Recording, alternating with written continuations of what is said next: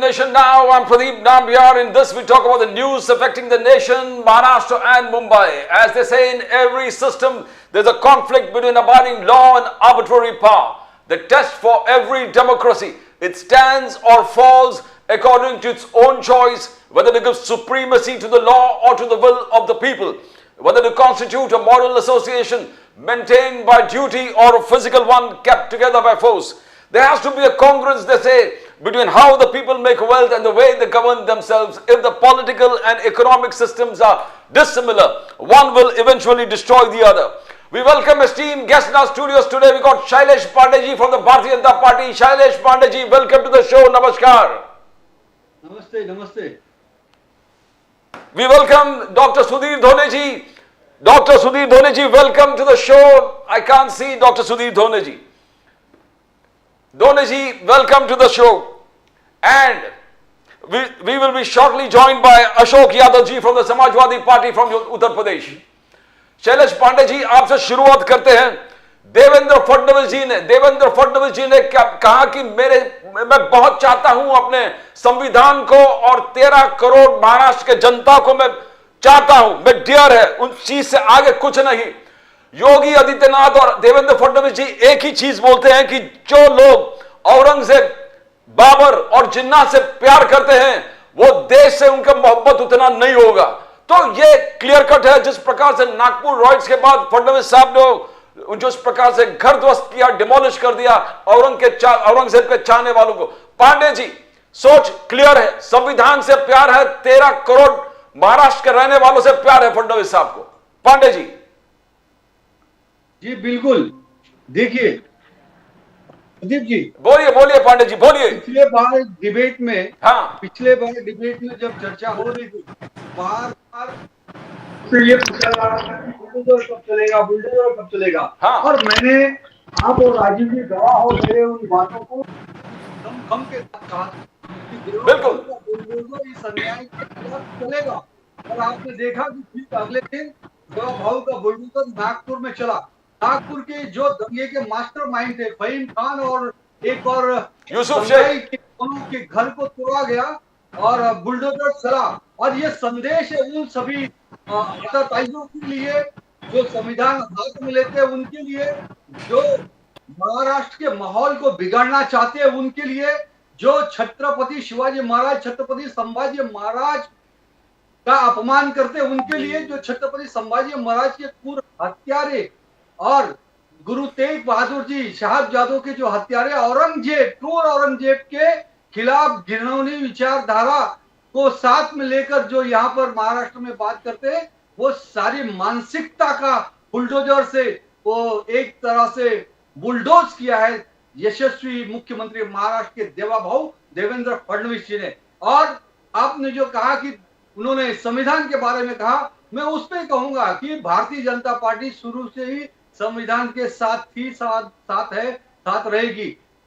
Doctor बाबा साहब अम्बेडकर जी के संविधान का हम सदैव से सम्मान करते आए। लेकिन कांग्रेस पार्टी आपने देखा होगा किस तरह से कर्नाटक में 5% मुस्लिम के लिए रिजर्वेशन लाकर, और वो भी ठेकेदारी में 5% रिजर्वेशन के जो कि उनका अधिकार ही नहीं हुआ, अधिकार के क्षेत्र के बाहर जाकर अनैतिक ढंग से, गैर कानूनी ढंग से, असंवैधानिक ढंग से संविधान का धज्जिया उड़ाकर डॉक्टर बाबा साहब अम्बेडकर जी के अपमान करके संविधान के खिलाफ कर्नाटक में कांग्रेस की सरकार ने जो संविधान के खिलाफ काम किया, हम उसका पुरजोर विरोध कर रहे हैं। हमने संसद में भी विरोध किया है। कर्नाटक में हमारे 18 विधायकों को सस्पेंड किया गया वहां पर विधानसभा में। उसके बाद भी भारतीय जनता पार्टी का आंदोलन चल रहा है।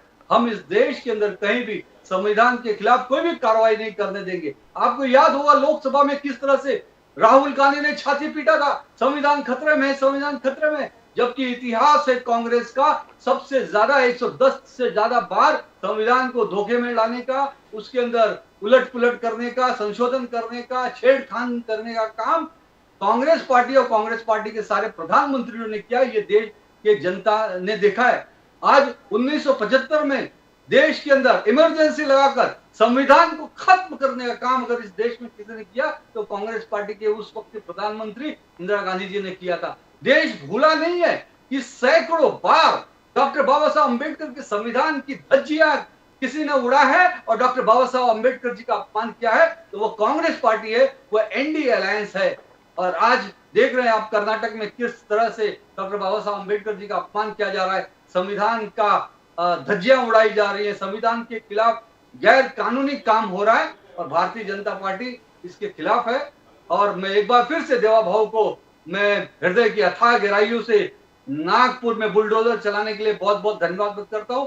आज महाराष्ट्र की पूरी जनता खुश है कि वहां पर बुलडोजर देवा भाव ने चलाया और वो संकेत है पूरे महाराष्ट्र के लिए, पूरे देश के लिए, कि जहां भी इस तरह के हमारे जो देशभक्त हमारे छत्रपति शिवाजी महाराज है, छत्रपति संभाजी महाराज है, महाराणा प्रताप है, उनका कहीं भी अपमान होगा और जो विदेशी आक्रांता है उनका महिमा मंडन होगा। विदेशी आक्रांतों के खिलाफ अगर के साथ कोई खड़ा होगा तो उस पर बुलडोजर चलेगा। और ये तो अभी एक दीवार, ईंट गारे की दीवार पे बुलडोजर चला है। मैं तो ये मानता हूं प्रदीप जी, जब तक इस तरह के विदेशी आक्रांताओं के साथ खड़े होने वाले लोगों की मानसिकता पर भी बुलडोजर चलना चाहिए, ये मेरा कहना है। You know, we welcome Dr. Sudhir Dhone to the show. Dr. Sudhir Dhone साहब, welcome to the show. नमस्कार। धोने साहब, आप बार बार चिल्ला रहे थे कोरटकर का क्या, शोलापुरकर का क्या। आखिरकार देवेंद्र फडणवीस जी ने कोरटकर को भी पकड़ लिया और वो जेल के सलाखों में है। जैसे हम चर्चा कर रहे थे, फडणवीस साहब और योगी जी ने क्लियर कट कहा कि जो औरंगजेब, बाबर और जिन्ना के मानसिकता रखते हैं, जो उनसे प्यार करते हैं, वो देश से प्यार नहीं कर सकता। बोलिए बोलिए डॉक्टर सुधीर धोनी साहब। नहीं, ये तो बिल्कुल बराबर है कि जो जिन्ना के साथ जिसकी सहानुभूति है या औरंगजेब के साथ जिसकी सहानुभूति है वो देश प्रेमी नहीं है, ये बात को हम भी मानते हैं। लेकिन मोदी सरकार ने पिछले साल 6 लाख रुपए दिए औरंगजेब की मज़ार पे और शिवाजी महाराज के लिए 200 रुपये प्रति माह।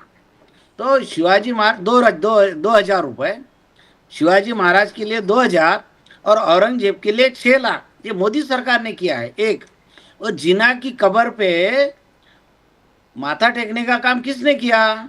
लाल कृष्ण आडवाणी ने। और जिन्ना तो कांग्रेस के खिलाफ में थे, वो कि कांग्रेस में नहीं थे, कांग्रेस के खिलाफ में थे। और उस वक्त उनकी मुस्लिम लीग अलग थी और कांग्रेस अलग थी। कांग्रेस तो हिंदुओं की पार्टी थी उस वक्त और उसके अपोजिट में मुसलमानों की पार्टी तो जिन्ना की पार्टी थी। तो जिन्ना ने तो देश के टुकड़े किए।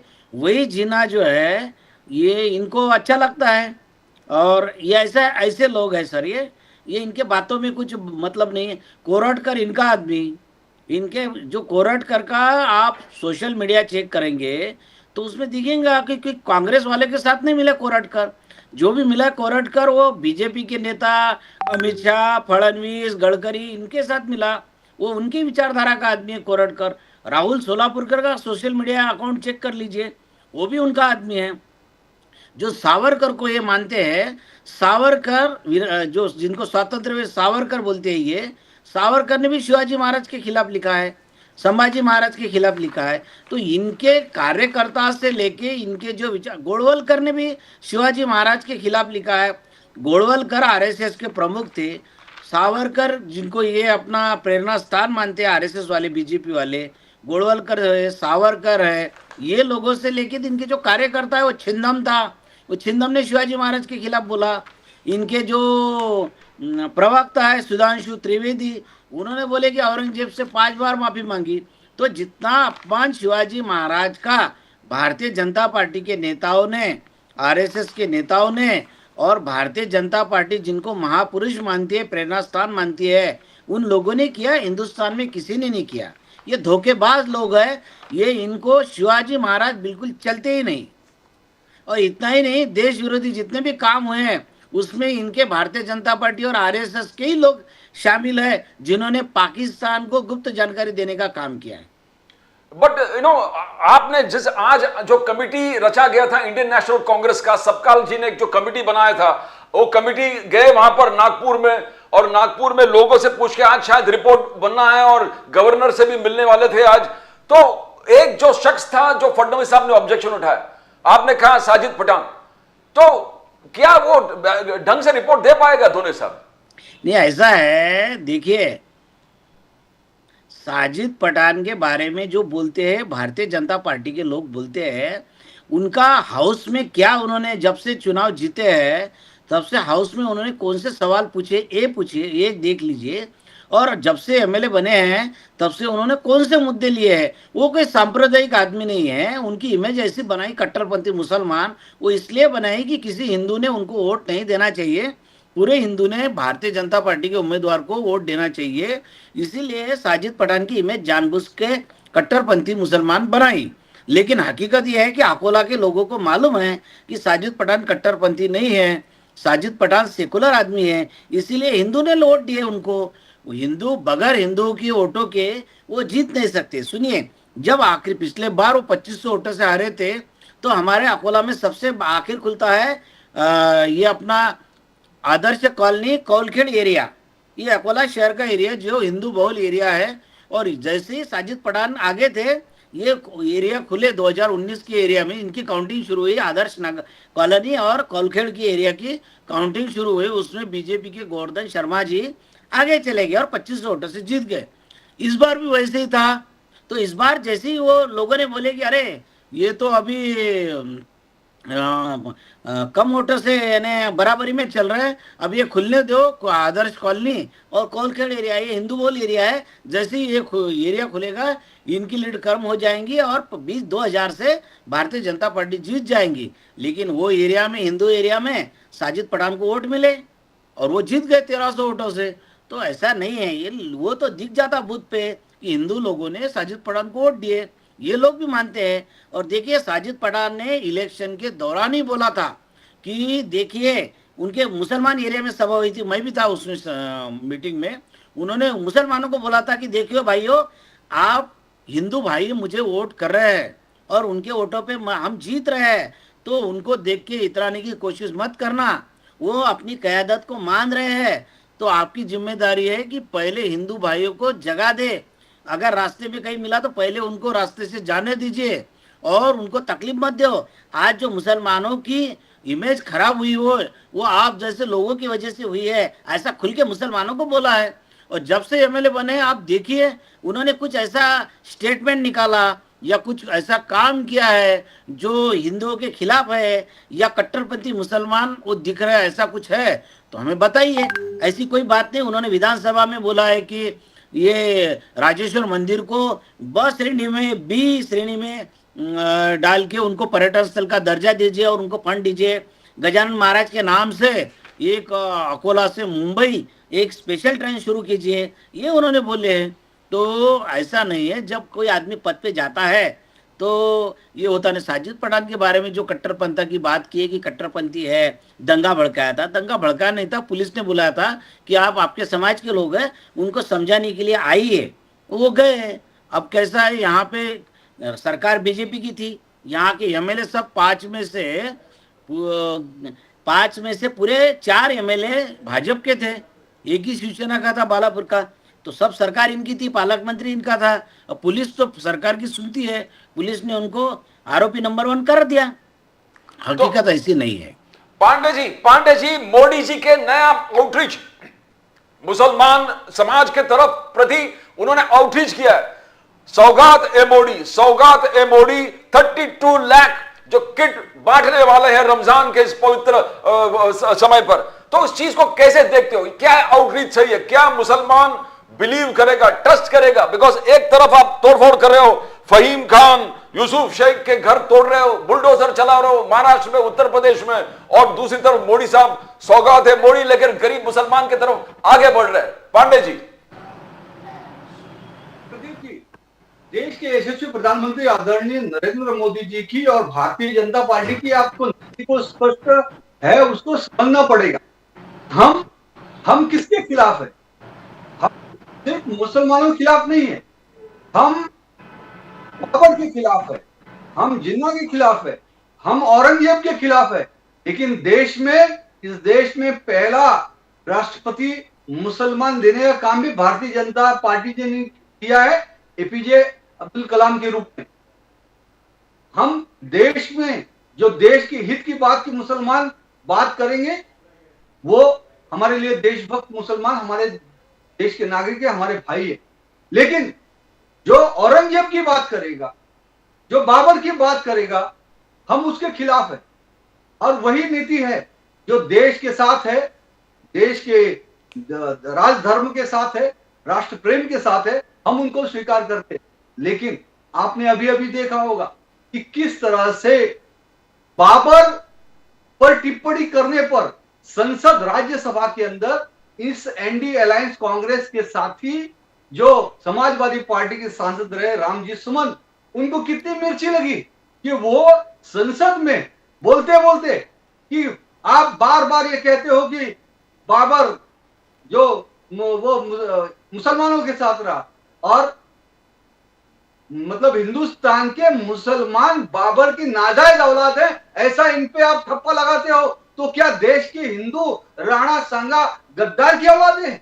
राणा सांगा जी जो देश के महावीर है, वीर पुरुष है, जिन्होंने 80 लड़ाई लड़ी, 56 लड़ाई लड़ी और 80 घाव हुए उनके शरीर पे, उनकी एक आंख फूट गई थी, एक हाथ कट गया था, एक पैर कट गया था, उसके बावजूद में वो वीरता से देश के लिए लड़ते रहे, भारत के लिए लड़ते रहे, मेवाड़ को कभी गुलाम होने नहीं दिया। इतने शूरवीर महाराजा पर ये एनडी अलायंस के समाजवादी पार्टी के सांसद गद्दार कहते हैं। ये इनकी कितनी घटिया और घिनौनी सोच है, ये पूरे देश ने देखा है।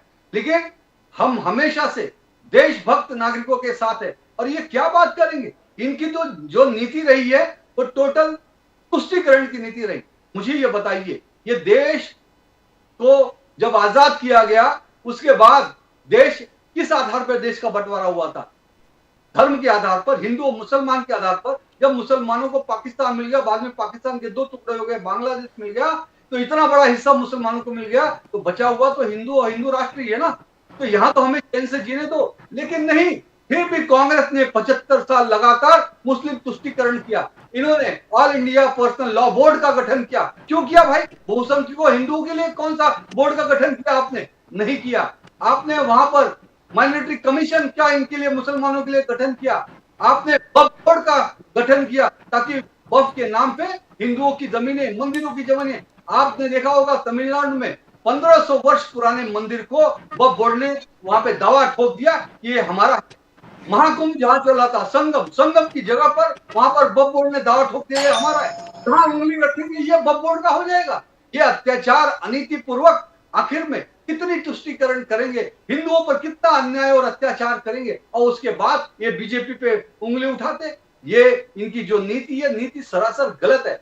और देखिए, देश के यशस्वी प्रधानमंत्री आदरणीय नरेंद्र मोदी जी ने शुरू से एक ही बात कही, सबका साथ, सबका विकास, सबका विश्वास, सबका प्रयास। ये देश सभी के साथ में लेकर चलता है। आज मैं बताना चाहूंगा देश के मुसलमानों को, नरेंद्र मोदी देश के ऐसे पहले प्रधानमंत्री हैं जिनको सबसे ज्यादा दुनिया के अंदर इस्लामिक राष्ट्रों ने उनको उस इस्लामिक राष्ट्र का सर्वोच्च पुरस्कार दिया है। इसके पहले और किसी प्रधानमंत्री को नहीं मिला, कांग्रेस के प्रधानमंत्रियों को नहीं मिला।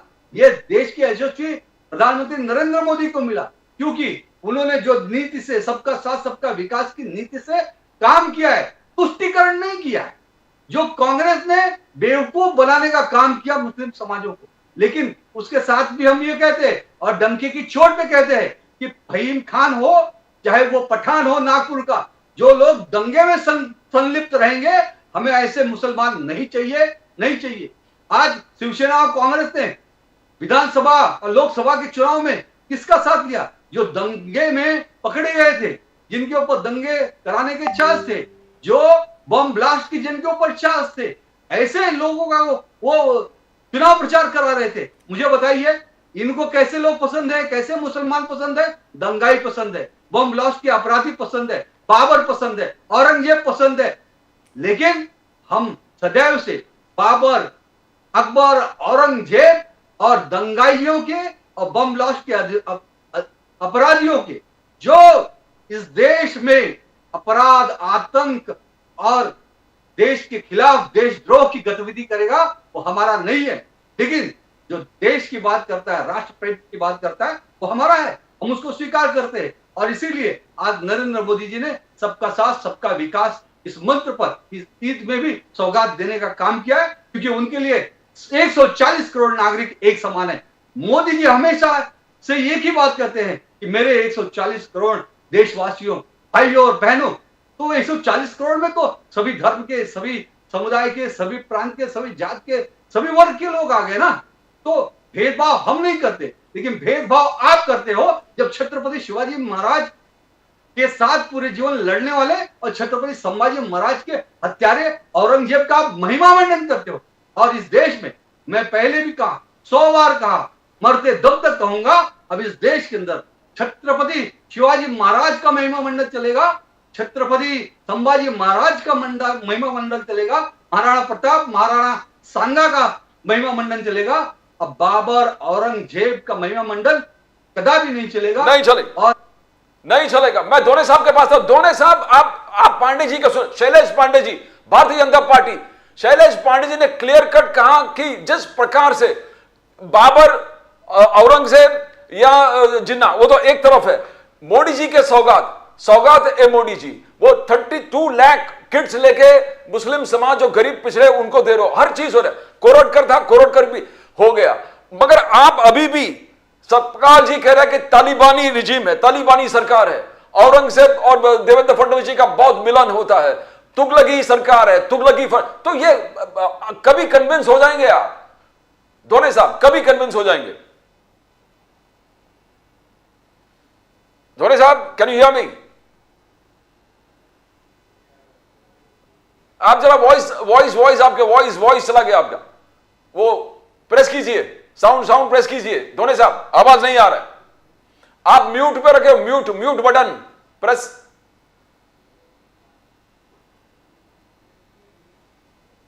आपका आवाज नहीं आ रहा धोने साहब, वॉइस इज नॉट कमिंग।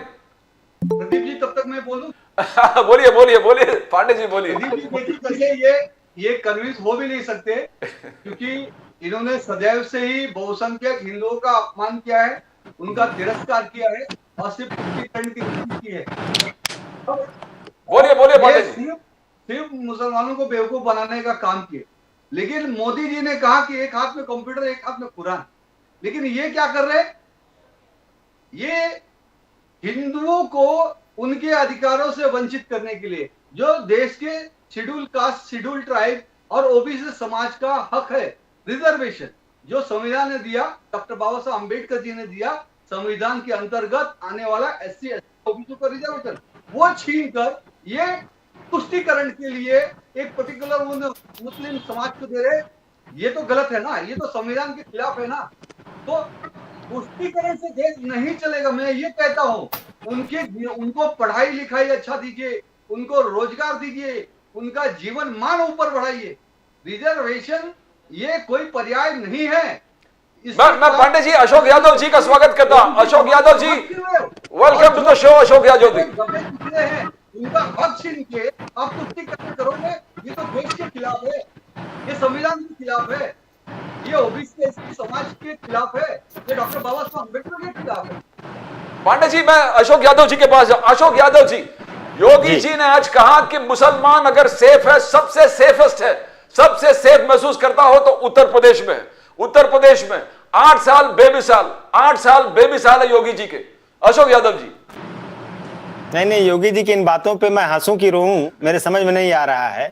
जो दावे वो कर रहे हैं, मुझे लगता है कि भारतीय जनता पार्टी में झूठ बोलने का कंपटीशन चल रहा है कि कौन नेता कितना बड़ा झूठ बोल दे। मोदी जी हैं, उनसे बड़ा निकलने की होड़ में हो सकता है वो भी उसी तरह का कुछ करने को सोच रहे हो कि हो सकता है मैं भी आगे बड़ा हो जाऊं, बड़ा बन जाऊं झूठ बोल के। आप देखिए उत्तर प्रदेश के हालात हैं कि आज पूरे हिंदुस्तान में सबसे ज्यादा अगर सुरक्षा का भाव है, न सिर्फ माइनॉरिटी को बल्कि पूरे पीडीए समाज को, तो वो योगी सरकार से है। आप देखिए 2017 से जब से माननीय योगी जी मुख्यमंत्री बने इस प्रदेश में, लगातार पिछड़े समाज को, दलित समाज के, अल्पसंख्यक समाज के, आदिवासी समाज के हकों के ऊपर बुलडोजर चल रहा है, उनके घरों के ऊपर बुलडोजर चल रहा है, उनके अधिकारों के ऊपर बुलडोजर चल रहा है, उनकी नौकरियों के ऊपर बुलडोजर चल रहा है। और माननीय योगी जी क्या कर रहे हैं? सबसे सुरक्षित हमारे प्रदेश में है।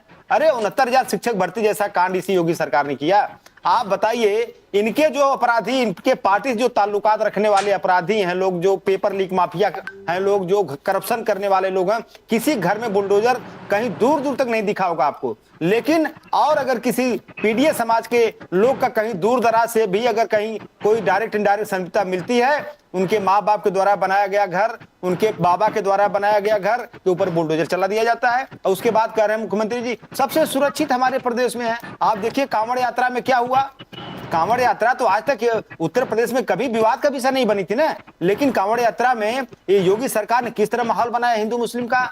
कहा कि दुकानों पे नाम लिखिए आप, कौन हिंदू की दुकान है, कौन मुसलमान की दुकान है। उसके बाद एक नैरेटिव फैलाया गया कि मुसलमान खाने की चीजों में थूक मिला देते हैं सामान। उसके बाद महाकुंभ का आयोजन हुआ, उसमें भी मुसलमान समाज के खिलाफ एक स्ट्रेटजी बनाई गई, एक नैरेटिव बनाया गया, फेक नैरेटिव बनाया गया कि मुसलमानों को दुकानें नहीं लगने देंगे कुंभ मेला में। आप ये बताइए, मुसलमान समाज को अब आर्थिक रूप से, राजनीतिक रूप से और सामाजिक रूप से तीनों तरह से डैमेज कर रहे हो जहां तक आपकी क्षमता है। उसके बाद आप कह रहे हो कि सबसे सुरक्षित अगर कहीं मुसलमान है तो उत्तर प्रदेश में है। तो इस बात को हम कैसे लें? इस बात पे हम हंसें या रोएं? ये बात समझ में नहीं आ रही मेरी। राणा संघा, उसमें थोड़ा चर्चा दोनों साहब मैं आपके पास आता हूं। राणा संघा एक बहुत बड़ा टॉपिक है। पांडे जी मैं आता हूं, राणा संघा पे भी थोड़ा इनका व्यू ले लूं। अखिलेश यादव जी ने सपोर्ट किया है एमएलए रामजी लाल सुमन जी का। राणा संघा को गद्दार कहना किस प्रकार से देखते हो? बिकॉज पूरे आग लग गया पूरे उत्तर प्रदेश में, भाजपा ही बहुत हंगामा कर रहे हैं, ये कैसे आपने गद्दार कर दिया है? अशोक यादव जी देखिए, हमारे राष्ट्रीय अध्यक्ष जी ने अभी अपनी बात को स्पष्ट किया ट्वीट करके। उन्होंने कहा कि देश के सारे महापुरुष को हम लोग अपना आदर्श मानते हैं, उनको सम्मान देते हैं। समाजवादी पार्टी किसी महापुरुष का अपमान नहीं कर सकती। दूसरी बात, आपने हमारे सांसद को लेकर के कहा जो बात, वो सांसद जी की बात थी, उन्होंने इतिहास के पन्नों से अपने इंटरप्रिटेशन के बाद जो बात बोली उनका बयान था, लेकिन ये पार्टी का बयान नहीं था, न पार्टी की लाइन थी। और तीसरी बात मैं बता दूं आपको, स्पष्ट कर दूं कि जिस तरह का माहौल अभी, भय का माहौल योगी सरकार के बैनर तले जो करणी सेना ने उत्तर प्रदेश में एक दलित सांसद के घर जिस तरह से हमला करने का काम किया है, उससे इस बात को बल मिलता है कि सदियों से जिस दलित समाज के ऊपर इन मनुवादी लोगों द्वारा आक्रमण, अत्याचार, उत्पीड़न होता आया है, आज भी बदस्तूर जारी है। और वो उत्पीड़न करने वाले उस समय कोई और थे, आज वो उत्पीड़न करने वाले लोग हैं भारतीय जनता पार्टी, योगी सरकार और मोदी सरकार। नहीं तो इस देश में कानून का राज है। अगर कोई कानून तोड़ता है, कोई अगर गैर कानूनी बात बोलता है, तो आपके पास पुलिस है, आपके पास कोर्ट है, आपके पास प्रशासन है, लेकिन बुलडोजर नहीं आपके पास है कि एक करणी सेना एक बना के जो है कुछ लोगों की फौज लाके किसी घर को गिराने का प्रयास करे, किसी के ऊपर हमला करने का प्रयास करे, और सरकार उसको पीछे से बैकिंग दे रही है, योगी सरकार। तो ये इस देश में मुझे लगता है कि तालिबानी कल्चर आ गया क्या उत्तर प्रदेश में?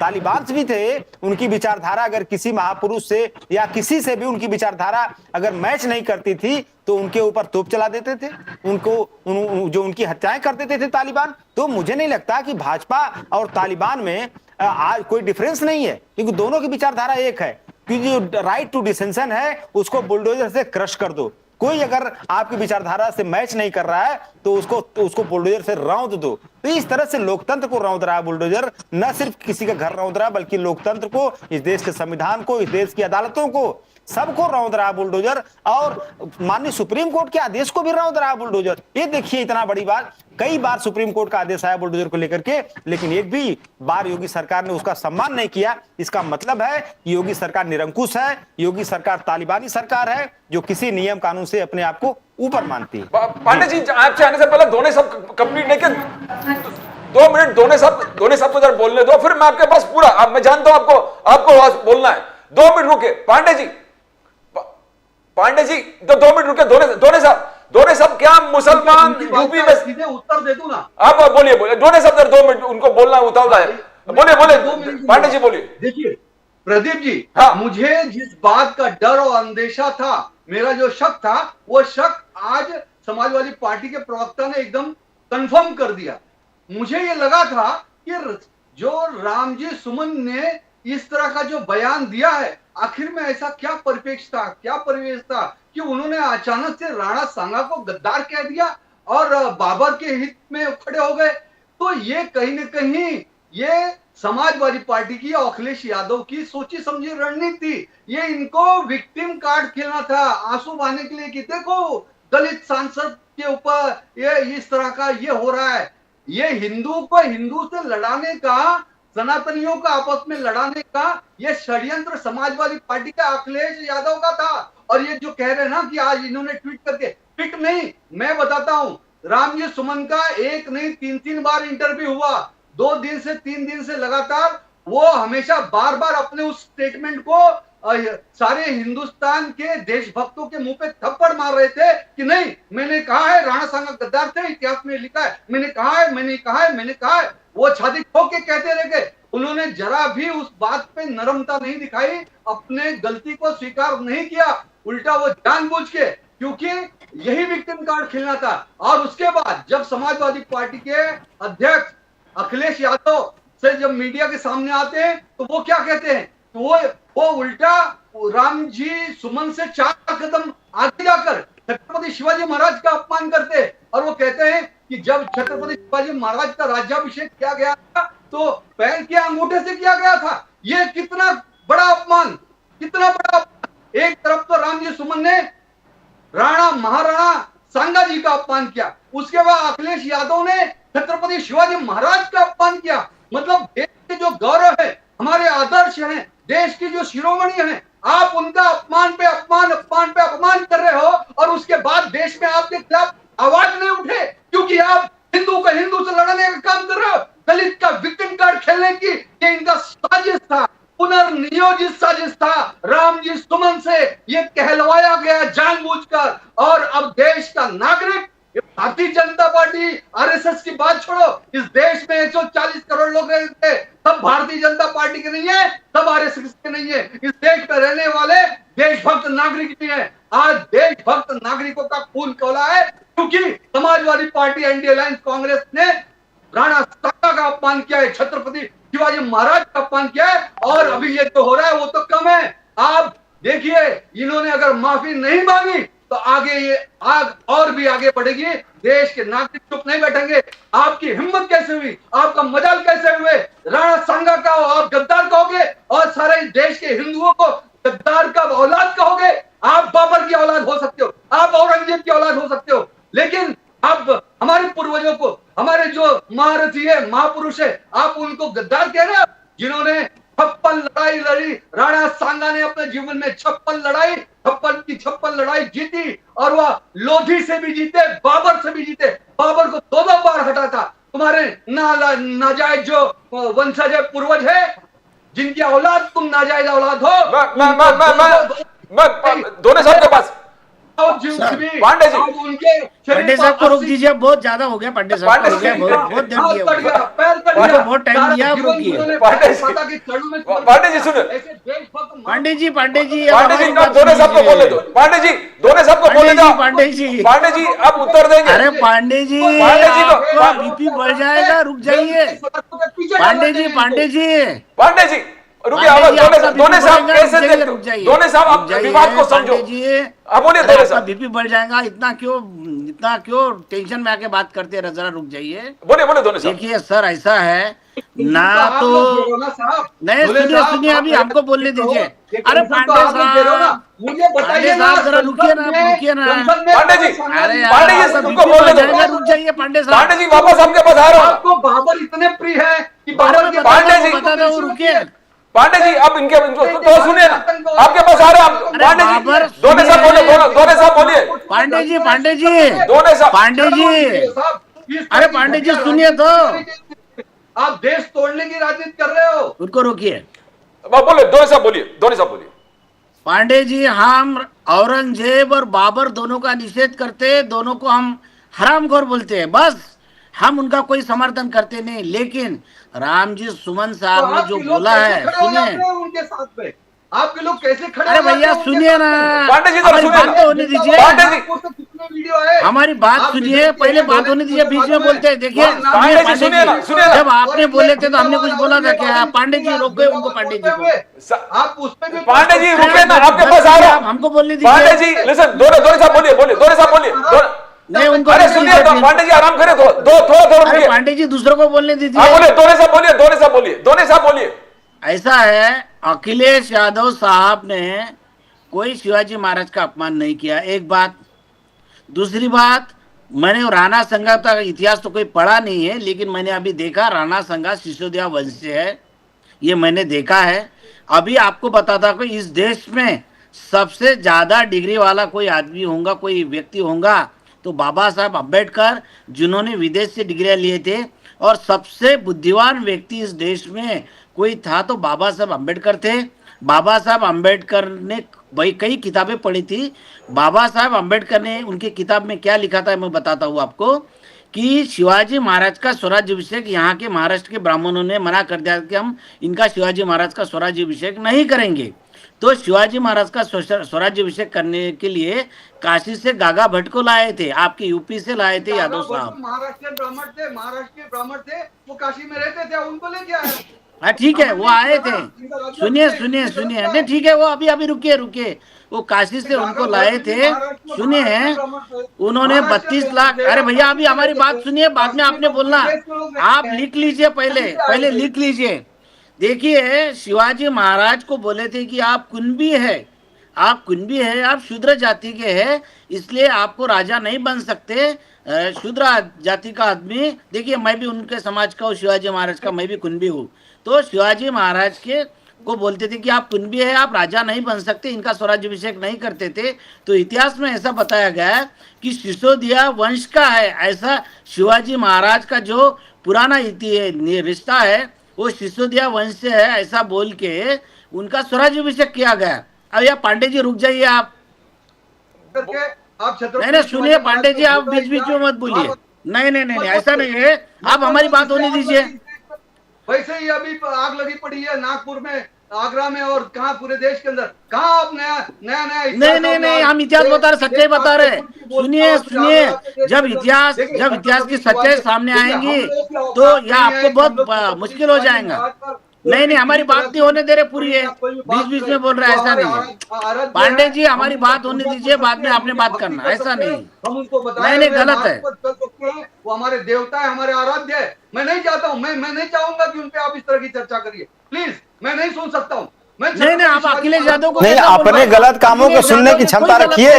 आप लोगों ने जो शिवाजी महाराज के साथ किया भेदभाव, उसको अगर वो ढोंडे साहब बता रहे हैं तो आपको मिर्ची क्यों लग रही पांडे जी? आप लोगों के कुकर्मों को उजागर कर रहे हो। सुनिए, आप लोगों ने क्या क्या, आपके अंदर कितना विद्वेष की भावना भरी थी शिवाजी महाराज के खिलाफ, अगर ढोंडे साहब बता रहे हैं तो आपको दिक्कत हो रही है। इतिहास ही गागा भट्ट जो ब्राह्मण थे, क्रिश्चियन ब्राह्मण थे काशी के, ये इतिहास ही उन्होंने। ठीक है, वो छोड़ दीजिए, मैं दूसरी बात बता रहा हूँ। पांडे जी वो बात छोड़ दीजिए, मैं दूसरी बात बता रहा हूँ। रुकिए जरा पांडे जी। ऐसा है कि शिवाजी महाराज का जब स्वराज्याभिषेक किया गया तो उस वक्त बताया गया कि ये सिसोदिया वंश के हैं, उनका रिश्ता ऐसा बताया गया कि ये सिसोदिया वंश के हैं। अब ये राजपूत घराने के हैं तो ये क्षत्रिय है, तो क्षत्रिय को राजा बनने का अधिकार है, तो उनका स्वराज्याभिषेक किया गया, ये इतिहास में मौजूद है। लेकिन बाबा साहब अम्बेडकर ने क्या कहा? बाबा साहब अम्बेडकर ने कहा था कि शिवाजी महाराज को सिसोदिया वंश का कहना, कि शिवाजी महाराज का कोई रिश्ता सिसोदिया से है, ये कहना शिवाजी महाराज का अपमान है, क्योंकि सिसोदिया वंश का जो खून है वो खून पवित्र नहीं है। उनके साथ मुसलमानों के रिश्ते हुए थे, ये सिसोदिया वंश ने अपनी बेटियां मुसलमानों को दिए थे। तो क्या बात कर रहे हैं आप? सिसोदिया वंश का खून पवित्र नहीं है, ये बाबा साहब अम्बेडकर ने लिखा है। तो नहीं, कोई अपमान नहीं कर रहा, सच्चे बता रहा है आपको। आप बाबा साहब की किताबें पढ़ लीजिए। मैं आगे चल रहा हूँ। दोनों साहब को डिफेमेटरी बात मत कीजिए, तो किसी का सेंटीमेंट्स हर्ट मत कीजिए। इनका खून पवित्र नहीं है, ये बाबा साहब अम्बेडकर ने लिखा था। अब बाबा साहब अम्बेडकर ने भी कोई गलत इतिहास लिखा है? मैं इतना जरूर कहूंगा और कि अखिलेश यादव जी ने महाराज जो बोला, महाराणा प्रताप के सुनिए, वंशज अखिलेश थे यादव ने और कोई महाराणा गलत नहीं बोला, प्रताप की वो हकीकत है। राम इन्होंने के 32 लाख स्वर्ण वंश मुद्रा निकला लिए हुआ। और पैर के और अंगूठे से भगवान किया राम था। की परिपाटी भैया की दुनिया आयु भर छत्रपति के शिवाजी महाराज, दुनिया भर के हमारे यहाँ बदमाश तो लोग नहीं है, इनके हमारी बीच में देवता बैठे है। शिवाजी महाराज यही का, संभाजी हमें महाराज का रोज उनका अपमान करते। आदर्श मानकर उनको सर आदर्श आप इनको रोकिए, हमारी बात होने दीजिए पूरी। हाँ, ये तो उनको म्यूट कर दीजिए, इनको म्यूट कर दीजिए, बात ही नहीं होने दीजिए पूरी। अच्छा दोनों साहब आगे बढ़िए ना, डिफेमेटरी जरा कंटेंट करेंगे तो और तकलीफ हो जाएगा। वो डिफेमेटरी कंटेंट से आगे बढ़िए ना। नहीं, उनको रोकिए। ऐसी बातें ना की जाए तो नहीं, नहीं, पांडे जी नहीं राम करेंगे, जी, नहीं करेंगे। सुमन ने जो बोला होगा, अभी अखिलेश यादव सुनिए, हाँ, अखिलेश। अखिलेश यादव ने राजपूत वोटों के लिए हो सकता है बोल दिया होगा कि नहीं नहीं, या ऐसा नहीं है, हम उनका सम्मान करते हैं, उनको उत्तर प्रदेश के राजपूत वोटों की चिंता है, इसलिए उन्होंने बोले। लेकिन रामजी सुमन बहुत बुद्धिजीवी है, उन्होंने कोई गलत बात नहीं बोली होंगी मुझे लगता है। आज कल से मैं राणा संघा का इतिहास पढ़ूंगा, सब गद्दार बड़े इनके जो भारतीय जनता पार्टी के। सुनिए, भारतीय जनता, अखिलेश यादव ने भले ही बोला होगा कि ऐसा नहीं है, महापुरुषों का अपमान करते, सम्मान करते हैं, लेकिन अखिलेश यादव ने सिर्फ वोटों के लिए किया है कि जाने दो राजपूत समाज को कहाँ नाराज करना।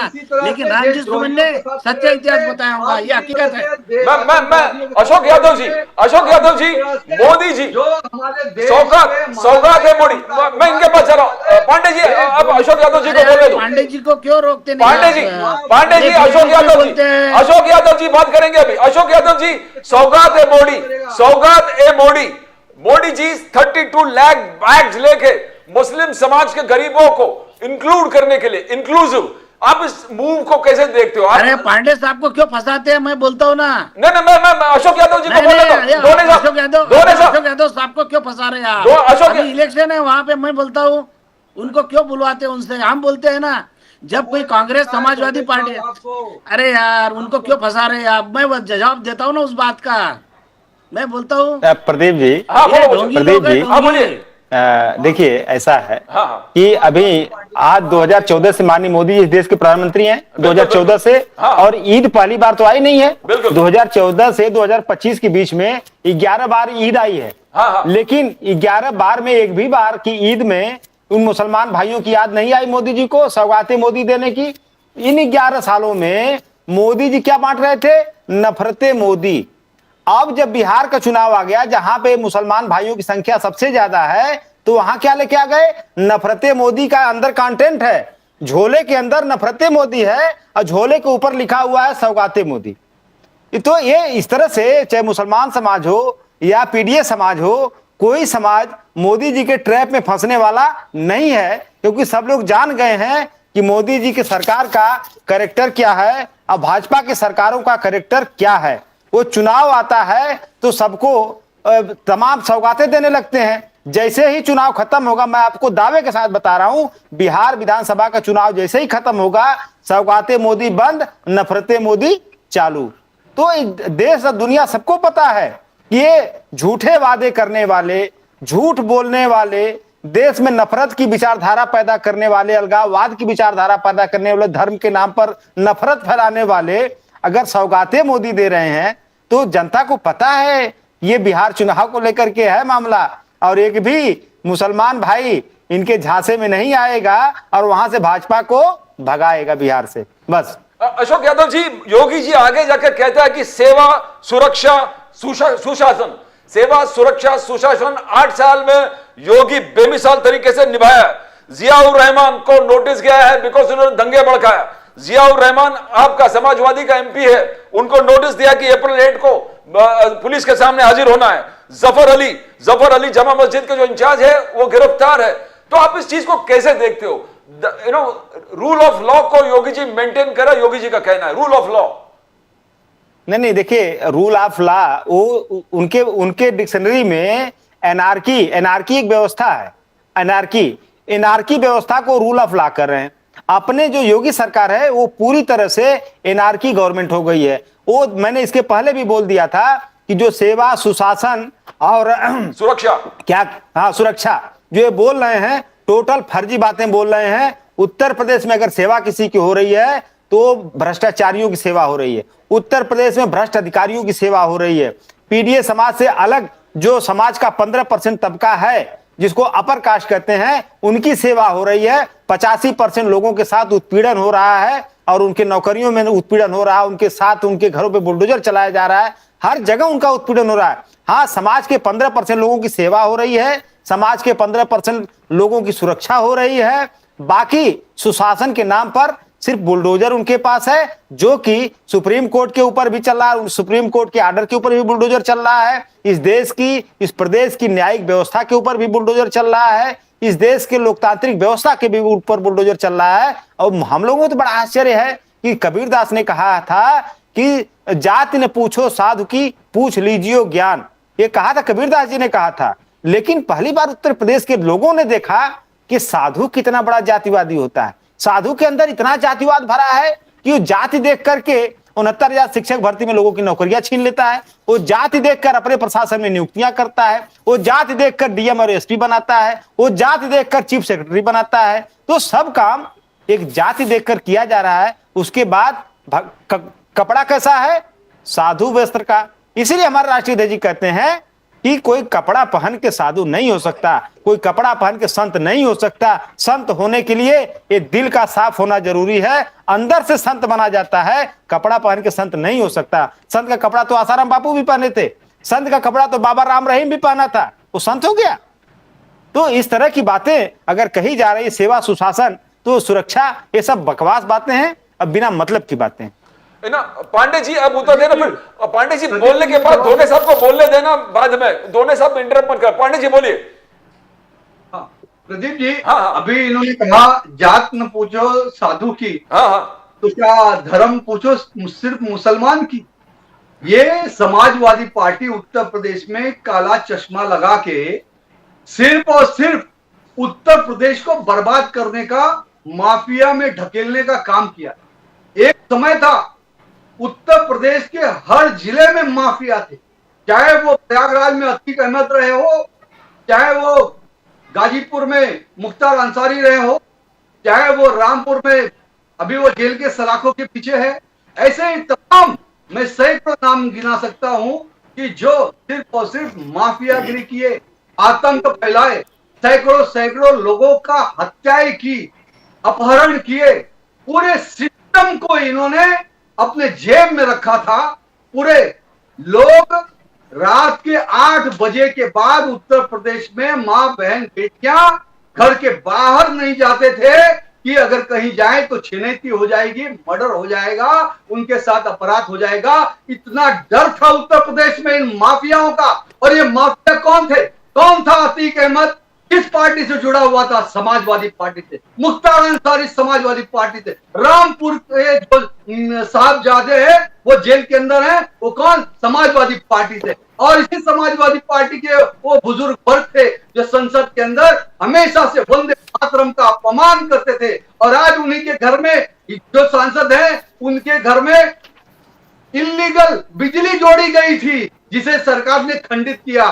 तो सारे अनधिकृत, अनैतिक, अपराधिक, माफियागिरी और का काम करने वाले, आतंक का काम करने वाले, ये सब समाजवादी पार्टी के विधायक, समाजवादी पार्टी के नेता। तो माफियागिरी, अपराध, आतंक को पालने, पोसने, बढ़ावा देने का और उत्तर प्रदेश को बर्बाद करने का काम समाजवादी पार्टी ने किया। ये तो धन्य है जो बाबा योगी आदित्यनाथ के रूप में एक नए मसीहा उत्तर प्रदेश में आए, मुख्यमंत्री बने और ये सारे अपराधियों का उन्होंने जो छत, राजनीति का छद्मवेश धारण करके सारे अपराधी, आतंकवादी, माफिया थे, उनकी कमर तोड़ी, उनको जमीन में दफनाने का काम किया।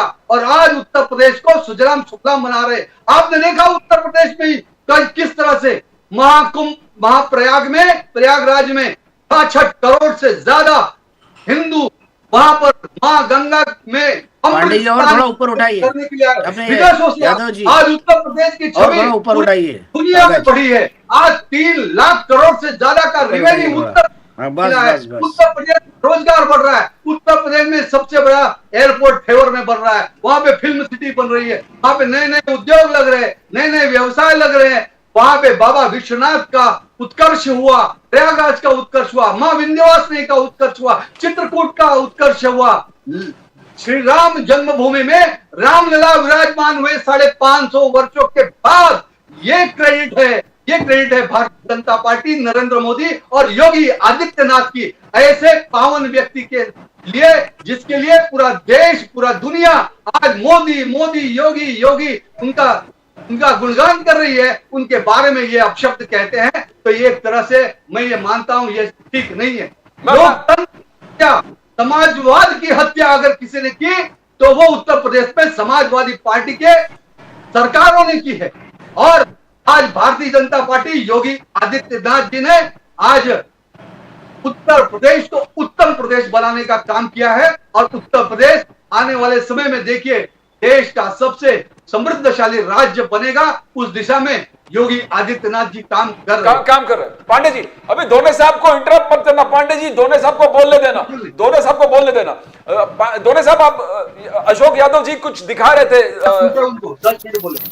दोने साहब देखिए, ऐसा है, उन्होंने दिखाया कि जो बच्ची है उसका घर तोड़ा गया, वो बच्ची अपनी किताबें लेके आई, सब जगाने जगह कि हृदय स्पर्शी चित्र, तो लोगों ने उस पर कमेंट किए पूरे हिंदुस्तान के कि हृदय शून्य योगी, जिसको हृदय नहीं है, जिसको हार्ट नहीं, हार्टलेस योगी। अरे योगी पूरा ढोंगी है, कपड़े पहने हैं भगवे।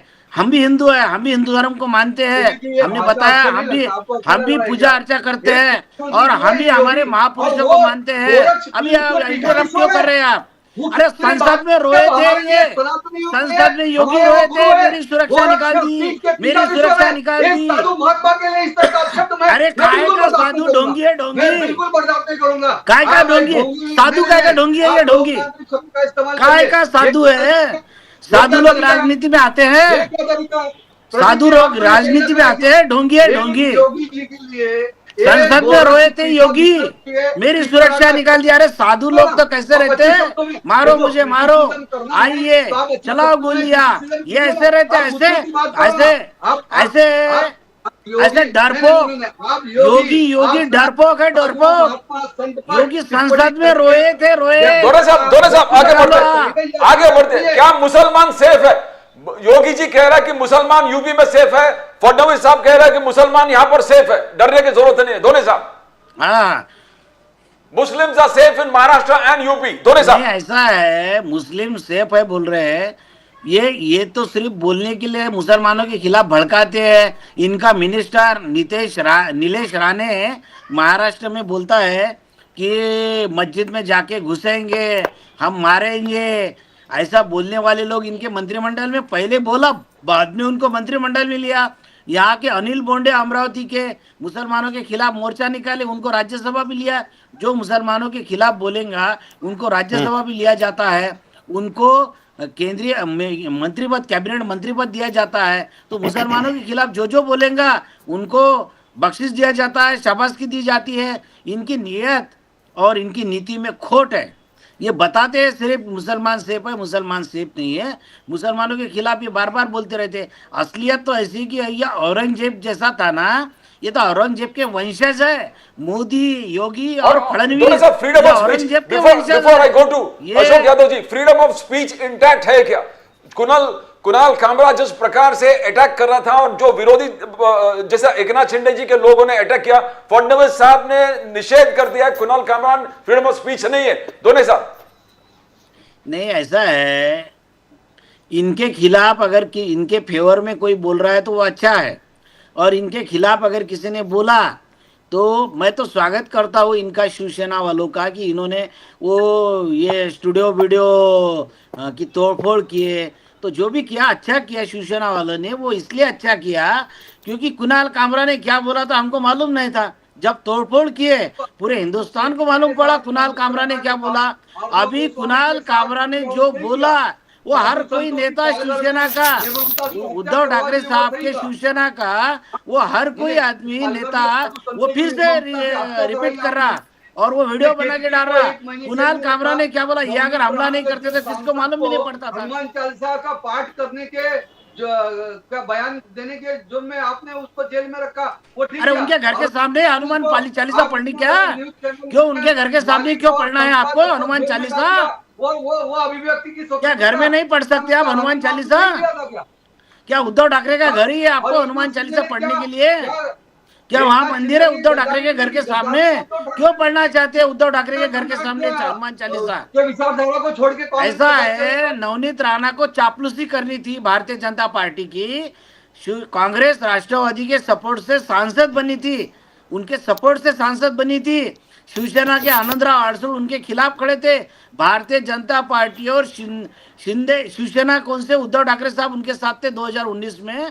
तो नवनीत राणा किसके खिलाफ जीती थी? भारतीय जनता पार्टी और उद्धव ठाकरे की पार्टी शिवसेना के जो उम्मीदवार थे आनंदराव अडसूळ, उनको हरा के नवनीत राणा जीती थी कांग्रेस और राष्ट्रवादी के सपोर्ट से। वो इंडिपेंडेंट जीती, लेकिन कांग्रेस राष्ट्रवादी कांग्रेस के सपोर्ट पांडे जी के शायद कहना केतक की चितले। सुनिए, उसके बाद उनको चापलूसी करनी थी। उन्होंने जैसे ही देखा भाजपा की सरकार आ गई तो उनको लगा कि अब भारतीय जनता पार्टी के साथ चलो, तो उन्होंने भारतीय जनता पार्टी की चापलूसी करने के लिए उद्धव ठाकरे के खिलाफ गाली गलौज किए और उनके घर के सामने हनुमान चालीसा का पठन किया। ये सब चापलूसी की बात है नवनीत राणा की। अशोक यादव जी, योगी आदित्यनाथ जी कॉन्फिडेंट प्रदीप है। जी, प्रदीप जी, हाँ प्रदीप जी, एक सेकंड, बोलिए। 10 सेकंड बाद। हाँ, हाँ। मेरा इतना ही कहना है, प्रदीप जी, हाँ, मेरा बोलिए इतना ही कहना है कि अभिव्यक्ति की स्वतंत्रता के नाम पे नवनीत राणा को जेल में डालना और उसके बाद केतिको को जेल में डालना, अर्णव गोस्वामी जैसे रिपब्लिकन न्यूज चैनल के मालिक और संपादक को जेल में डालना,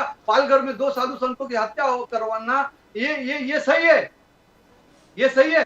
मैं अशोक यादव जी के बाद में आपके पास आता हूं। पांडे जी, वो अकेले नहीं आए थे, 40 विधायक उनके साथ शिवसेना छोड़े। क्यों छोड़े? क्योंकि हिंदू हृदय सम्राट बाला साहब ठाकरे की हिंदुत्व की विचार। पांडे जी अभी दो अशोक यादव जी के बाद आपके पास आ रहा हूं। पांडे जी रुकिए। अब्दुल सत्तार को मंत्री किया, शेर दिल वाला काम किया, सच्चाई में काम किया। मैं अशोक पांडे जी, अशोक यादव जी के बाद आपके पास आ रहा हूं। अशोक यादव जी को बोलने दो 1 मिनट। अशोक यादव जी, योगी आदित्यनाथ कॉन्फिडेंट है, बोले 8 साल बेमिसाल, 2027 में भी यही रिजल्ट आने वाला है। कोई अखिलेश यादव जी सुपर कॉन्फिडेंट था कि 2027 में परिवर्तन होगा।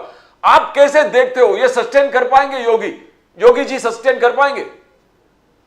देखिए 2022 की बात जो आप कर रहे हैं, 2022 की बात नहीं, जो आप कर रहे हैं, वो तो आने वाला चुनाव चुनाव, आने उन्होंने वाला। वोटर लिस्ट में हेर फेर करके जीता था।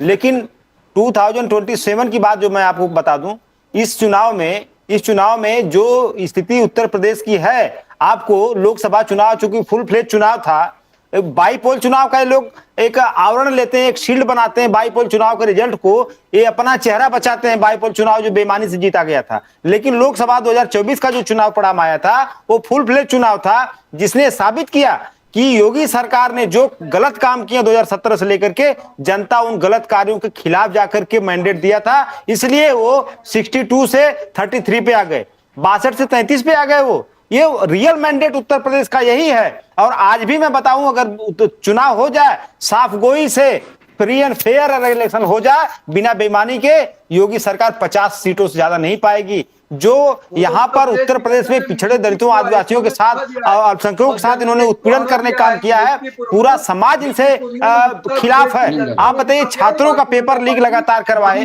और इन्हीं के सहयोगी पार्टी का विधायक बेदीराम, सुहेल देव पार्टी का विधायक, उसने पेपर लीक करवाया छात्रों का। और उनके पार्टी के मुखिया जो ओम प्रकाश राजभर योगी सरकार में कैबिनेट मंत्री बने हैं, उन्होंने मंच पर खड़ा होकर बोला, छात्रों के बीच में बोला कि आपको नौकरी चाहिए तो पेपर देकर के, मतलब एग्जाम देकर के उसका एडमिट कार्ड लेकर बेदीराम से मिल लेना, ये तुम्हें नौकरी दिला देंगे। उनका मुखिया इस तरह कह रहा है, बेदीराम पेपर लीक करवा रहा है, योगी सरकार उसका संरक्षण दी हुई है।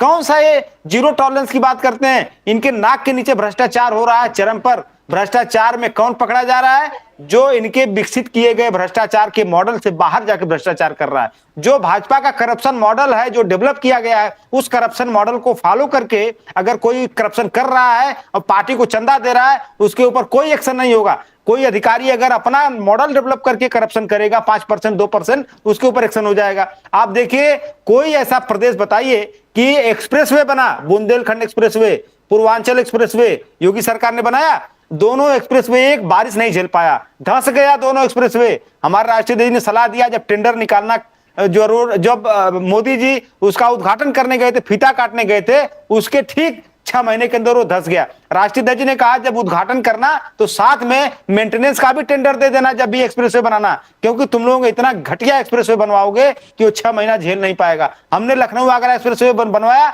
वर्ल्ड का बेस्ट एक्सप्रेसवे बनवाया। तो ये लोग भ्रष्टाचार कर रहे हैं, ये लोग उत्पीड़न कर रहे हैं, ये लोग बुलडोजर चला रहे हैं देश की जो जनमानस के ऊपर। उसके बाद ये 2027 में इनके बीच लड़ाई चल रही है प्रदीप जी। अभी केशव मौर्य जी के साथ मंच पर एक भाजपा के विधायक ने स्पष्ट बोला था कि आप बाबा को दिल्ली जाना पड़ेगा और केशव मौर्य जी यूपी संभालेंगे। इनके भीतर लड़ाई चल रही है, WWF चल रहा है इनके भीतर, योगी जी मोदी जी में। ये हमसे क्या लड़ाई करेंगे, ये अपने में लड़े ना, निपटे। अभी इनका विधायक एक नंद किशोर गुर्जर, आपको पता होगा, उसने क्या कहा था कि योगी सरकार भ्रष्ट सरकार है, 50,000 गायें रोज कटवा रहे हैं। ये हम नहीं बोल रहे हैं, इनका विधायक बोल रहा है। तो सारे लोग इनके पोल को खोल रहे हैं और उसके बाद ये ठसक के साथ कर रहे हैं हम 2027 में आएंगे, इनकी हालत खराब हो जाएगी, आप देखिएगा Pradeep ji. Pandey ji, you want to hear the final word, then दोनों साहब फाइनल वर्ड करेंगे। पांडे जी बोलिए, शॉर्ट में बोलिए पांडे जी, शॉर्ट में मैं बोलिए। यही कहूंगा कि मेरे समाजवादी पार्टी के प्रवक्ता, मेरे मित्र, वो भारतीय जनता पार्टी योगी जी की चिंता ना करें, क्योंकि ये भारतीय जनता पार्टी है, एक लोकतांत्रिक पार्टी है और कैडर बेस्ड पार्टी है। ये परिवारवाद वाली पार्टी नहीं है। और समाजवादी पार्टी का जो झगड़ा है ना, बाप बेटे का, भतीजे का और फुआ का, फूफा का, चाचा का, चाची का, मामा का, मामी का, जो 60-70 लोग एक ही परिवार का जो कुनबा समाजवादी पार्टी चला रहा है, तो वो सारा ये मंच के ऊपर झगड़ा देखा है मुलायम सिंह यादव जी का, अखिलेश यादव जी का और उनके चाचा जी का, रामपाल जी का, राम जी का, सारे पूरे 56 लोगों का झगड़ा लाइव न्यूज चैनल पे पूरे देश ने देखा है। इसलिए वो एक कहावत है हमारे यूपी में कि सुपुआ तो सुपुआ चलनियों बोले जम्मन 56 छेद। तो आपके चलनी में 56 छेद है परिवारवाद के अंदर। तो आप हमको उंगली मत दिखाइए। दोनों साहब द फाइनल वर्ड, दोनों साहब आप देखिए। बस पांडे जी, बस अभी हो गया, आपको बात होते हैं कि कभी श्यामपाल नाराज होते हैं कि धर्मेंद्र, कभी उनको मनाते रहिए जरा, आपस में परिवार को संभाले रखिए। आप सिर्फ परिवार संभालने का काम करिए। पांडे जी, दोनों साहब को बोले तो फाइनल वर्ड दोनों साहब फाइनल वर्ड। और वो बखूबी उत्तर प्रदेश संभाल रहे, चला रहे, बम बम हो रहा है, हर हर महादेव है, काशी विश्वनाथ, विंध्यवासिनी हो रहा है। Pandey ji final word, sorry दोनों साहब फाइनल वर्ड, बोलिए क्या बोलना है। फाइनल वर्ड किस प्रकार से देखते हो महाराष्ट्र का freedom of speech, expression, faith, worship, belief, जो बुलडोजर चल रहा नागपुर में, संक्षेप कर लेना, how do you see the future? नहीं, ऐसा है कि ये जो लोग है ना, इनके खिलाफ किसी ने भी बोला तो ये उनको डायरेक्ट देशद्रोही करार देते हैं। इनको इनके खिलाफ चलता ही नहीं है। ये बस ये हुकुमशाही की तरह रहना चाहते हैं, ये ऐसे ही है। और घर पे अगर बुलडोजर चलाया होगा ठीक है, वो अगर वो इलीगल है तो ठीक है, वो तो उसमें कोई हम बोलेंगे नहीं। अगर उसने इलीगल घर बनाया होगा तो ठीक है। और आपको एक बात बताओ कि ये अच्छा किया कि नहीं किया, ये बताइए। नहीं, वो तो गलत किया है उन्होंने। अगर किया होगा उनको सजा मिलनी चाहिए। देखिए, गुनहगारों को सजा मिलनी चाहिए। Ashok Yadav, thank you so much for being on the show. Ashok Yadav, thank you. Shailesh Pande ji, thank you for being on the show. Pande ji, thank you so much. Dhone साहब, डॉक्टर सुधीर दोने साहब, thank you so much for being on the show. Police पे attack किया, दंगा किया, ये सही। As we always end with the preamble to the Constitution, which says, "We, the people, hereby resolve to constitute India into a sovereign, secular, socialist, democratic republic, and to secure to all its citizens justice, equality, liberty, and fraternity. Justice that is social, economic, and political. Equality before the law, and equal protection of rights. Liberty, freedom of speech, expression, faith, worship, and belief. And the right to life, liberty, and pursuit of happiness. Where fraternity is concerned, eternal brotherhood, believing in the territorial and political integrity of the nation." To subscribe to Nation Now, click on that icon to subscribe. Subscribe to the fastest growing channel of the nation. The fastest growing channel of the nation, Nation Now. Nation Now, the fastest growing channel of the nation. And we always say the fundamental duty of all political parties. All political parties have to come together to see that they preserve and protect the pillars of the Constitution. Because if the pillars of the Constitution are safe and secure, if the pillars of the Constitution are safe, secure and sound, the Constitution survives, the Republic survives, and the people of the Republic survive. That's all from Pradeep Nambiar Relation now. We'll come again with more news from the center, Maharashtra and Mumbai. Till then, it's bye for now.